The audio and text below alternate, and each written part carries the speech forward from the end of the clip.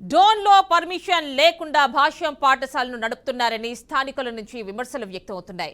ఈ సంవత్సరమే స్కూల్ ప్రారంభం కాగా భాష్యం స్కూల్కి సరైన ధృవపత్రాలు లేకుండానే అడ్మిషన్స్ తీసుకుంటున్నారని స్థానికులు ఆరోపిస్తున్నారు. ఎంఈఓ ఆధ్వర్యంలో అధికారికంగా పాఠశాలను సీజ్ చేసినప్పటికీ యాజమాన్యం మళ్లా ఓపెన్ చేసిందని స్థానికులు చెబుతున్నారు. అధికారులకు నిర్ణయానికి విలువ లేదా అని ప్రజా సంఘాలు ప్రశ్నిస్తున్నాయి. ఈ నేపథ్యంలో ఎంఈఓ కార్యాలయం ఎదుట నినాదాలతో ప్రజా సంఘాలు ధర్నా నిర్వహించాయి.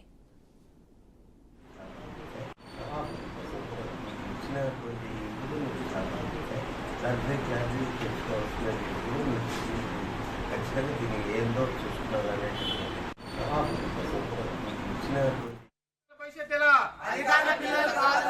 భాషం స్కూల్లో చదువుతున్న విద్యార్థుల జీవితాలు ఎలా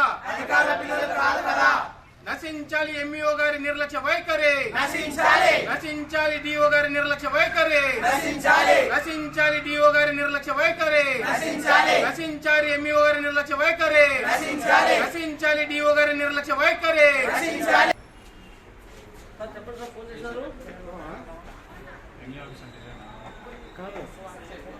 ఇటువంటి పర్మిషన్ లేకుండా